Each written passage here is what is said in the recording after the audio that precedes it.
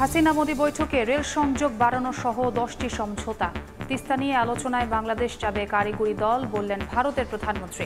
বাংলাদেশ সফরের আমন্ত্রণ শেখ হাসিনা। বেগম জিয়ার শারীরিক অবস্থার হঠাৎ অবনতি, প্রথমবার অ্যাম্বুলেন্সে নেওয়া হলো এভার কেয়ারে। সিসিইউতে ভর্তি বিএনপি চেয়ারপারসন, কিছুক্ষণ পর মেডিকেল বোর্ডের বৈঠক। আওয়ামী লীগের ৭৫তম বর্ষপূর্তিকাল, সোহরাওয়ার্দী উদ্যান পরিদর্শন করলেন নেতারা। রাজনীতিবিদদের দুর্নীতিবাজ প্রমাণের পায়তারায় একটি গোষ্ঠী, বললেন ওবায়দুল কাদের। এবং সেমির স্বপ্ন বাঁচাতে ভারতের মুখোমুখি হচ্ছে বাংলাদেশ। অ্যান্টিগায় টিম ইন্ডিয়াকে বাড়তি সুবিধা দিল আইসিসি। হাতুরুকে পিচ দেখতে না দিলেও রোহিত কোহলিদের অনুশীলন।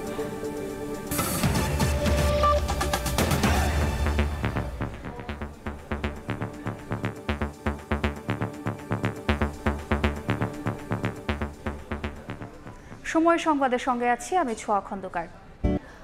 নয়াদিল্লিতে বাংলাদেশ ভারতের দ্বিপাক্ষিক বৈঠক সফল ও ফলপ্রসূ হয়েছে বলে দাবি করলেন দুই প্রধানমন্ত্রী। বৈঠকের আনুষ্ঠানিকতা শেষে দিল্লির হায়দ্রাবাদ হাউসে যৌথ বিবৃতি দেন মোদি হাসিনা। ভারতের প্রধানমন্ত্রী জানান, তিস্তার পানি নিয়ে আলোচনায় শিগগিরই বাংলাদেশে কারিগরি দল পাঠানো হবে। আর প্রধানমন্ত্রী শেখ হাসিনা বলেছেন, আন্তরিক সম্পর্কে দুই দেশের উন্নয়ন ও বন্ধুত্বের নবযাত্রা শুরু হয়েছে। এর আগে দ্বিপক্ষীয় বৈঠকে দুই দেশের মধ্যে 10টি সমঝোতা সই হয়। নয়াদিল্লি থেকে সুব্রত আচার্যের রিপোর্টে বিস্তারিত। বাংলাদেশের অকৃত্রিম বন্ধুরাষ্ট্র ভারতের রাজধানী নয়াদিল্লির ঐতিহাসিক হায়দ্রাবাদ হাউসে এভাবেই দুই দেশের পতাকায় সেজে উঠেছিল প্রধানমন্ত্রী শেখ হাসিনা ও নরেন্দ্র মোদীর আনুষ্ঠানিক বৈঠকের জন্য। স্থানীয় সময় শনিবার বেলা 12টার কিছু আগে হায়দ্রাবাদ হাউসে পৌঁছলে প্রধানমন্ত্রী শেখ হাসিনাকে অভিবাদন জানান ভারতের নতুন করে প্রধানমন্ত্রীর দায়িত্ব ফিরে পাওয়া নরেন্দ্র মোদী। নতুন করে ক্ষমতায় ফিরে পাওয়ার পর প্রথম দ্বিপাক্ষীয় বৈঠকের আনুষ্ঠানিকতাও ভারত সারল বাংলাদেশের সঙ্গেই। ফটো সেশনের পর হায়দ্রাবাদ হাউসের নীলগিরিতে বৈঠক কক্ষে একান্ত বৈঠকে বসেন প্রধানমন্ত্রী নরেন্দ্র মোদী এবং প্রধানমন্ত্রী শেখ হাসিনা। আনুষ্ঠানিক দ্বিপাক্ষিক বৈঠকের আগে নিজেদের মধ্যে একান্তে কথা বলেন দুই সরকার প্রধান। এরপর হায়দ্রাবাদ হাউসের গার্নাল হলে দুই প্রধানমন্ত্রীর নেতৃত্বে বসে প্রতিনিধি পর্যায়ের বৈঠক। সেখানে বিস্তারিত পরিসরে আলোচিত হয় দুই দেশের সার্বিক ইস্যু, অভিন্ন নদীতে পানি বন্টন, বিদ্যুৎ জ্বালানি সহযোগিতা, ডিজিটাল ও সবুজ অংশীদারিত্ব সহ বিভিন্ন বিষয়ে দুই প্রধানমন্ত্রীর নেতৃত্বে আলোচনা করেন তারা। বৈঠকের বোঝাপড়ার পর দুই দেশের মোট 10টি সমঝোতায় সই করতে সম্মত হয়, যেগুলোর মধ্যে 7টি নতুন আর পুরনো 3টি সমঝোতা নবায়নের সিদ্ধান্ত হয়।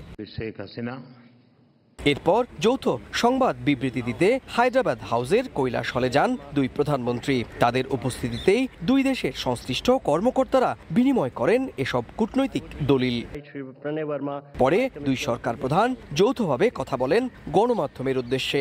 তাদের অভিন্ন বার্তা, বন্ধুত্বপূর্ণ সম্পর্ক বজায় রেখে অগ্রসর হওয়া। ভারতের একটা বিশাল দেশ, বিরাট অর্থনীতির দেশ, তাদের সহযোগিতা পাওয়াটা এটা আমাদের জন্য অত্যন্ত গুরুত্বপূর্ণ এবং এই বন্ধুত্বপূর্ণ সম্পর্কের জন্যই আজকে আমরা অনেক উন্নতি করতে সক্ষম হয়েছি। আমাদেরও বলতে গেলে নতুন সরকার, যদিও আমরা প্রায় 5 মাস অতিক্রম করেছি, যাত্রা শুরু হয়েছে উন্নয়নের পথে, বন্ধুত্বের পথে, সেটাই আমি বলতে চাই।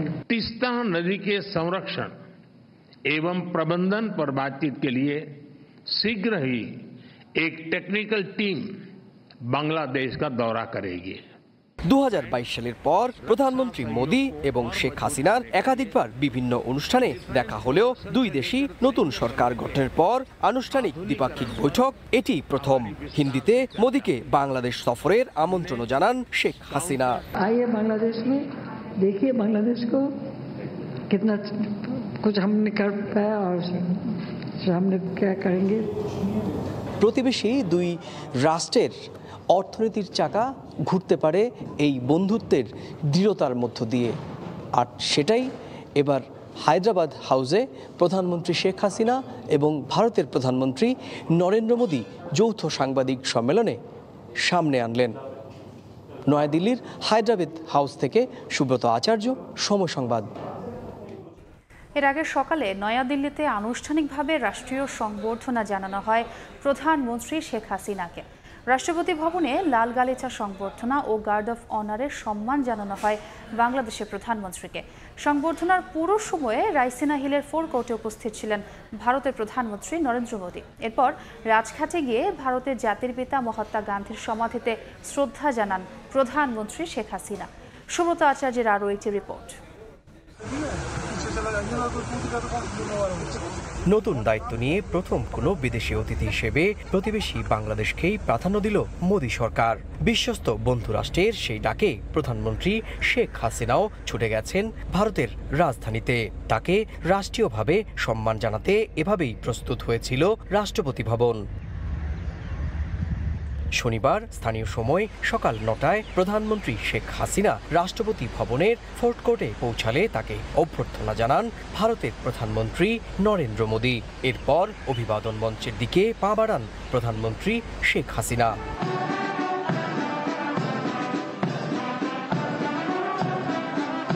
বর্ণাঢ্য রাষ্ট্রাচারে সামরিক বাহিনীর সদস্যরা রাষ্ট্রীয় সালাম জানান বাংলাদেশের প্রধানমন্ত্রীর সম্মানে। সালাম গ্রহণ করে লাল গালিচায় হেঁটে গার্ড পরিদর্শন করেন সরকার প্রধান শেখ হাসিনা।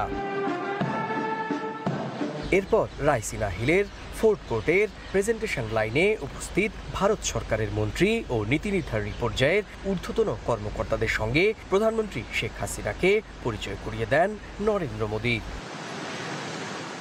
অভিবাদন পর্বের শেষ ভাগে ফটো সেশন করেন দুই প্রধানমন্ত্রী। আনুষ্ঠানিকতা শেষ হলে অতিথি শেখ হাসিনাকে গাড়িতে তুলে দিয়ে রাষ্ট্রপতি ভবন থেকে বিদায় জানান টানা তৃতীয় মেয়াদে ক্ষমতায় আসা নরেন্দ্র মোদী। এরপর ভারতের জাতির পিতা মহাত্মা গান্ধীর প্রতি শ্রদ্ধা জানাতে প্রধানমন্ত্রী শেখ হাসিনা যান রাজঘাটে। সেখানে অহিংস মতবাদের জন্য জগৎ বিখ্যাত মোহনদাস করমচাঁদ গান্ধীর প্রতি শ্রদ্ধা জানান বঙ্গবন্ধু কন্যা। ফুল ছিটিয়ে জানান সম্মান। শ্রদ্ধা জানানো শেষে রাজঘাটের পরিদর্শন বইতেও স্বাক্ষর করেন প্রধানমন্ত্রী। মহাত্মা গান্ধীর ওপর লেখা কিছু বইয়ের সংস্করণ ও স্মারক উপহার তুলে দেন রাজঘাটের ঊর্ধ্বতন কর্মকর্তারা। রাষ্ট্রপতি ভবনে আনুষ্ঠানিক লাল গালিচা সম্বর্ধনার মধ্য দিয়ে প্রধানমন্ত্রীর রাষ্ট্রীয় সফরের শুরু হলো। হায়দ্রাবাদ হাউসে দুই প্রধানমন্ত্রীর বৈঠকের দিকে তাকিয়ে এখন গোটা বিশ্ব। ভারতের রাষ্ট্রপতি ভবনের সামনে থেকে সুব্রত আচার্য, সময় সংবাদ। প্রধানমন্ত্রীর নয়াদিল্লি সফরের বিস্তারিত জানাতে হোটেল তাজ প্যালেসের সামনে আছেন সহকর্মী সুব্রত আচার্য। যাচ্ছি তার কাছে। আমি এই মুহূর্তে রয়েছি নয়াদিল্লির প্রধানমন্ত্রীর আবাসস্থল তাজ প্যালেস হোটেলে। কিছুক্ষণ আগে অর্থাৎ ভারতীয় সময় 4:02 বাংলাদেশের প্রধানমন্ত্রী এবং ভারতের রাষ্ট্রীয় অতিথি তিনি কিন্তু এই আবাসস্থল ত্যাগ করেছেন এবং তিনি এখন এই মুহূর্তে রাষ্ট্রপতি উপরাষ্ট্রপতি জগদীপ ধনখড় তার সঙ্গে সৌজন্য সাক্ষাৎ করবেন এবং তারপরে কিন্তু ভারতের রাষ্ট্রপতি দ্রৌপদী মুর্মুর সঙ্গে তার আনুষ্ঠানিক যে সৌজন্য সাক্ষাৎ সেই সৌজন্য সাক্ষাৎ এবং ফটো সেশনের মধ্য দিয়ে টানা দুদিনের যে রাষ্ট্রীয় সফর সেটি তার কিন্তু শেষ হবে এবং রাষ্ট্রপতির সঙ্গে দেখা করার পর সৌজন্য সাক্ষাৎ করার পর তিনি সরাসরি রাষ্ট্রপতি ভবন থেকেই পালাম বিমান ঘাঁটিতে যাবেন এবং তাকে বহন করা বিশেষ বাংলাদেশ এয়ারলাইন্সের বিমানটি কিন্তু 5:30 থেকে 6টার মধ্যেই ঢাকার উদ্দেশ্যে নয়াদিল্লি ত্যাগ করবেন। আপনি জানেন যে আজকে সারাদিন দিন জুড়েই দেশ বিদেশের গণমাধ্যমের চোখ ছিল নয়াদিল্লির এই রাষ্ট্রীয়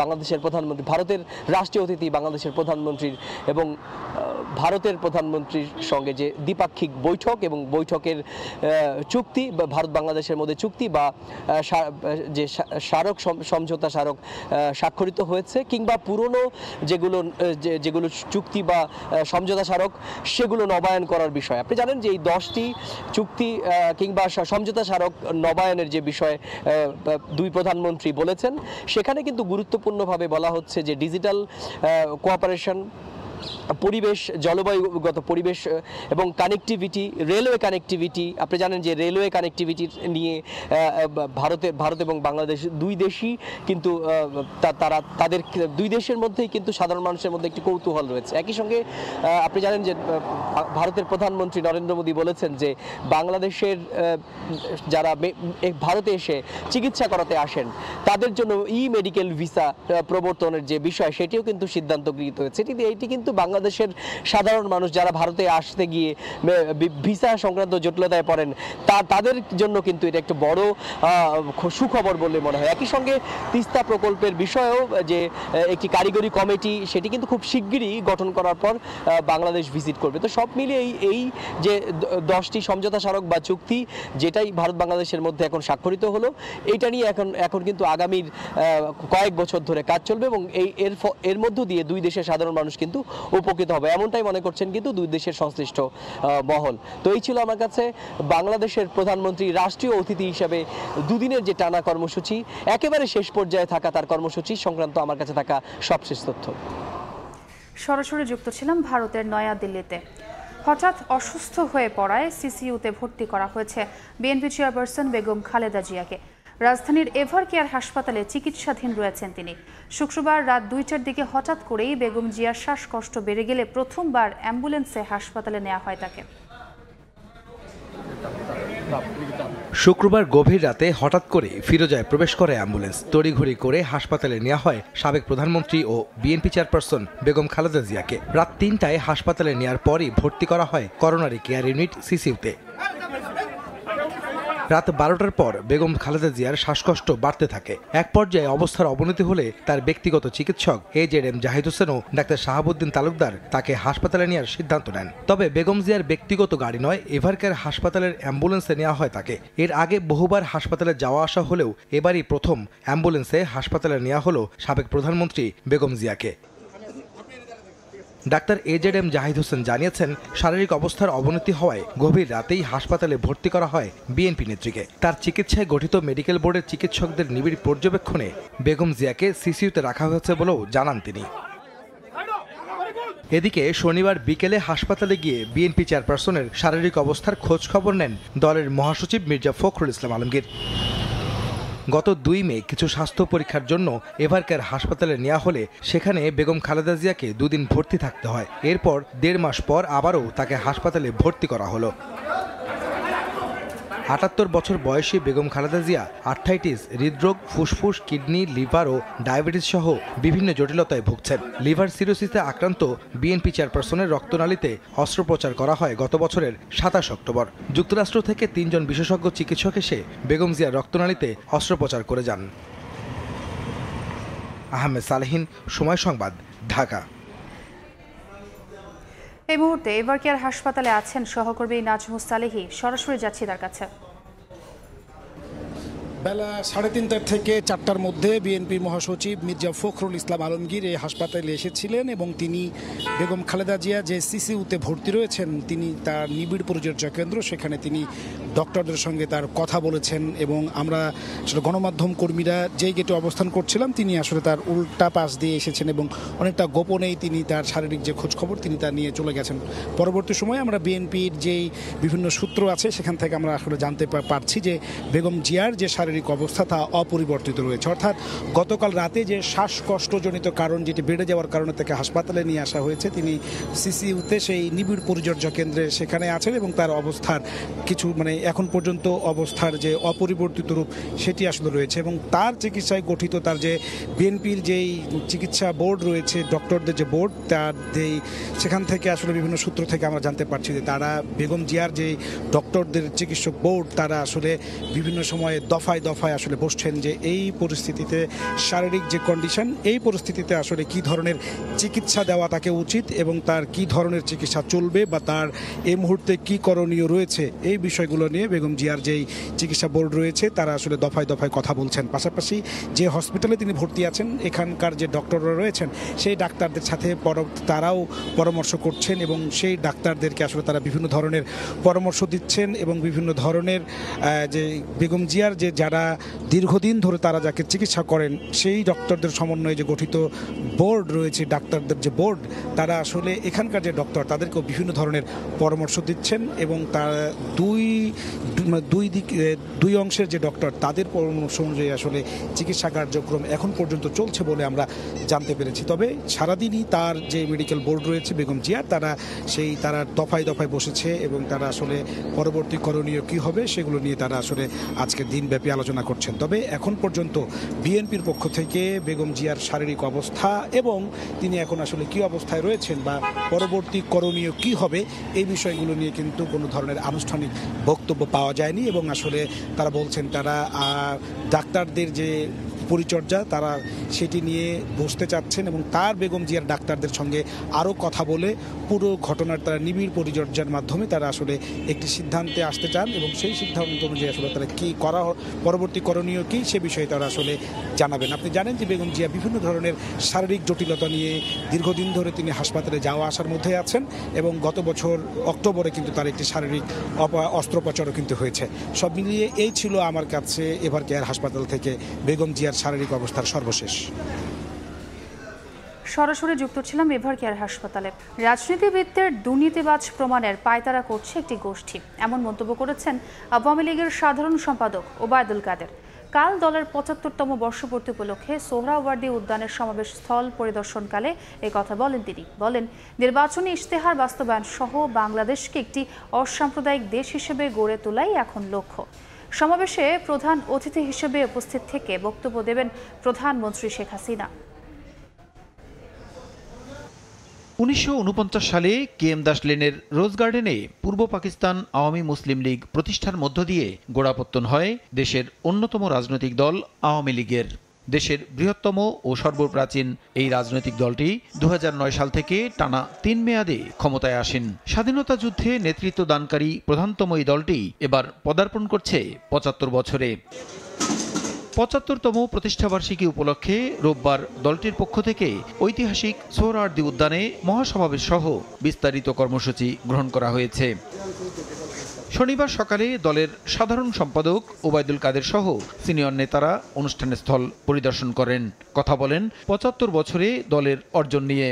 বঙ্গবন্ধু আর শেখ হাসিনার নেতৃত্বে বাঙালি জাতি গুরুত্বপূর্ণ অর্জন করেছে জানিয়ে সাম্প্রদায়িক শক্তি বড় চ্যালেঞ্জ বলে মন্তব্য করেন ওবায়দুল কাদের। নির্বাচনী ইশতেহারের বাস্তবায়ন, আজকে দ্রব্যমূল্য নিয়ন্ত্রণে আনা, এই বিষয়গুলো জনস্বার্থে খুব জরুরি। অসৎ ব্যবসায়ী ও দুর্নীতির বিরুদ্ধে জিরো টলারেন্স ঘোষণা দিয়ে তিনি বলেন, দেশের রাজনীতিবিদদের ব্যর্থ প্রমাণ করতে অপতৎপরতা চালাচ্ছে একটি মহল। রাজনীতি করলে ব্যবসা করার কি অধিকার থাকবে না? পলিটিশিয়ানদেরকে করাপ বানাবার তৎপরতা চালাচ্ছে। ৭৫ বছরে দলের অপ্রাপ্তির হিসেব নয়, প্রাপ্তির হিসাব করেই দল এগিয়ে যাচ্ছে বলে উল্লেখ করেন ওবায়দুল কাদের।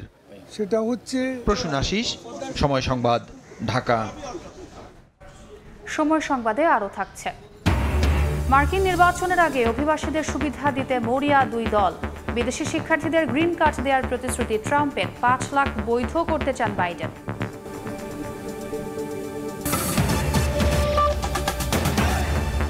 উজানের ঢল ও বৃষ্টিপাত কমে যাওয়ায় সিলেট অঞ্চলের সার্বিক বন্যা পরিস্থিতির উন্নতি হয়েছে। তবে সুরমা ও কুশিয়ারা নদীর ৪টি পয়েন্টে বিপদসীমার ওপর দিয়ে পানি প্রবাহিত হওয়ায় সিলেটের ৭ উপজেলার মানুষ পানিবন্দী হয়ে আছেন।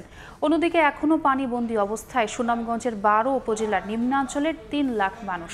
চরম ভোগান্তিতে বাসিন্দারা। পানির নিচে তলিয়ে আছে অলিগলি, প্রধান সড়কে চলছে নৌকা।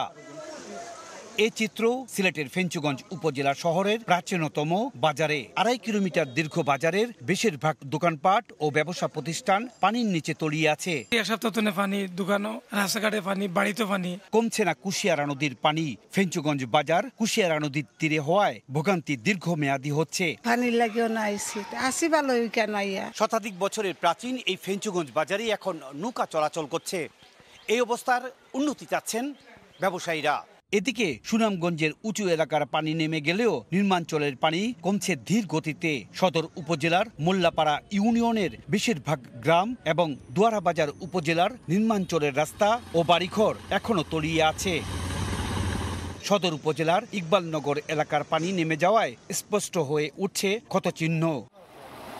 খোয়াই নদীর পানি কমায় হবিগঞ্জের নবীগঞ্জ উপজেলার বাড়িঘর থেকে নেমে যাচ্ছে পানি। তবে দিগলবাগ, মথুরাপুর ও ইনাদগঞ্জ এলাকায় ভাঙ্গা বাঁধ দিয়ে এখনো নিম্নাঞ্চলে ঢুকছে পানি।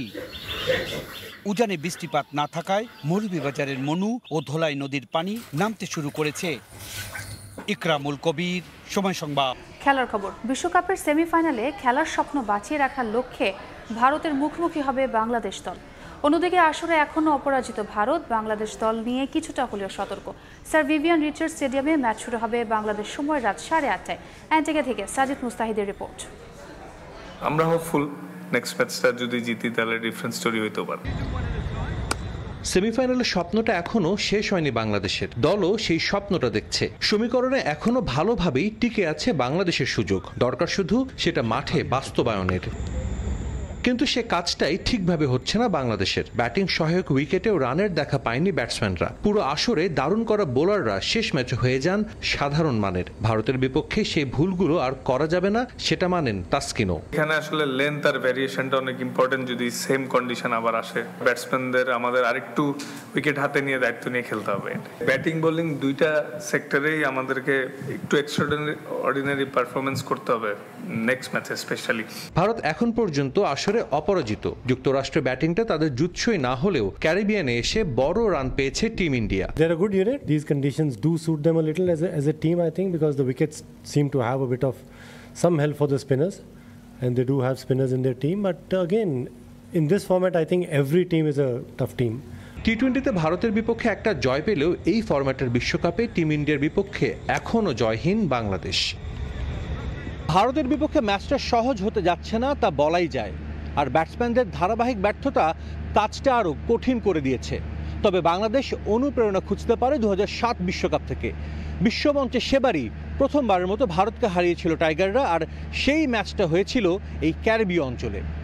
স্যার ভিভিয়ান রিচার্ড স্টেডিয়াম থেকে সাজিদ মুস্তাহিদ, সময় সংবাদ, অ্যান্টিগা। এ পর্যায়ে শীর্ষ সংবাদগুলো জানিয়ে দিচ্ছি আরেকবার।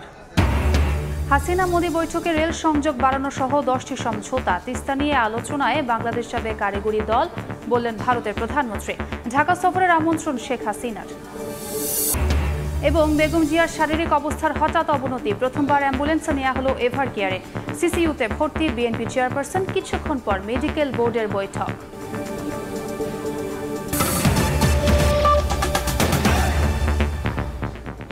এই ছিল সময় সংবাদে।